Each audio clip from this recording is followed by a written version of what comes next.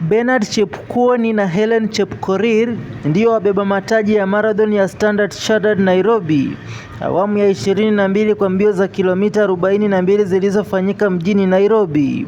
Chepkwony ambaye aliongoza kuanzia mwanzo hadi mwisho alimaliza mbio za wanaume muda wa saa 2 dakika 11 na sekunde 1 katika mbio hizo. Alex Seku akimaliza wa pili na Ezekiel Kemboi akamaliza watatu katika mbio za wanawake, nazo Chepkorir akiwasha ndani na kushinda kwa muda wa saa 2 dakika 27 na sekunde 17, huku Naomi Chepkorir na Scholastica wakimaliza nafasi ya pili na ya tatu. My name is Helen Chepkorir. The today experience about the race was good. It was not easy, but we had to work for it, and I'm grateful because I made the winner of the day, and I'm happy. Preparation was all about training. I've been training for the past 3 months preparing for this race. I did a lot of training, speed work, long runs, and that's how I achieved today's winning.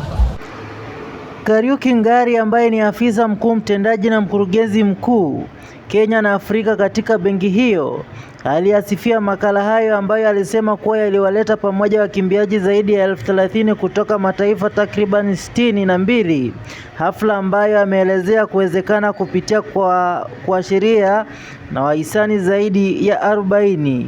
Kariuki aidha ameelezea umuhimu wa makala hayo ya mbio ambayo amesema amekusanya zaidi ya shilingi bilioni 0.925 ambayo imesaidia katika kuimarisha maisha ya wakazi na uchumi wa taifa kiujumla.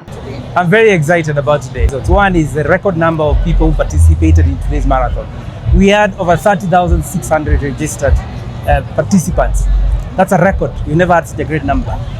Those people contributed over 75 million shillings to our Future Makers program, which is another record for the jobs that we want to do within the community. That is great. And then third, and also most important, is the sheer numbers, the fun that people have had. This is not just a question of contributions, but also going out to make fun, to stay healthy, and to keep fit. We look at the impact it has. The impact it has on the community, the impact it has on the general population, and the way it has grown to make the Stanchart Nairobi Marathon an international event. 3 years ago, we were accredited to be a world level event, and it shows the amount of work that we've done. And to reach where we have reached, where we're even closing 1 month early, shows that's a testament of how popular it has become. I think it was a fantastic day. The turnout was great. I'm yet to look at the numbers, but I believe out of the 30,000 registered runners, over 90% of them showed up. The weather was fantastic. I think a lot of the areas we've been working very hard have panned out pretty well.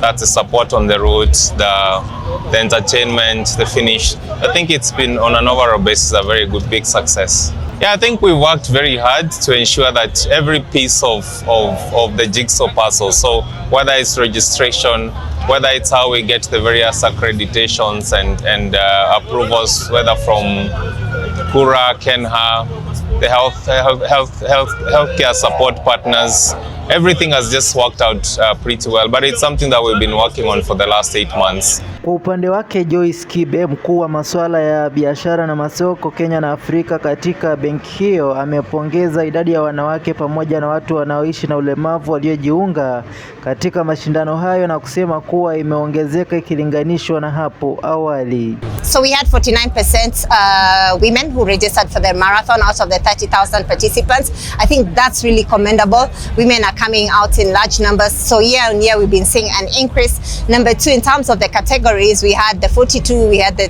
21 kilometers, we had the corporate, we had the 10 kilometers, 5 kilometers, and most important, persons with disabilities. That's a wheelchair race. And we've seen an increase in numbers where we had over 200 of them participating this year. I'm really excited because the numbers keep on increasing. We look at every kind of disability and we encourage people to come in. Not only do we have marathon participants coming in, but we also have volunteers and partners coming in to support us in matters diversity. The money that is in the account for Future Makers is 75 million shillings and above. So we've gotten so many participants, over 30,000 as you said. So that is going to make sure that it helps the youth and persons with disabilities, especially women, to learn and then grow. Come next year and the future years, we are looking at making sure we exceed the targets. Where we are today, we will work towards that. I think for me, the most important thing is we need to make sure that our marathon participants enjoy the experience and it's safe for them. So we will be relooking at the 2026 plan next year and we'll see. So when we decide to announce the targets, you'll definitely be part of us. What made this marathon very successful was proper planning, early planning. We got feedback from our marathon participants, running clubs, as well as our sponsors.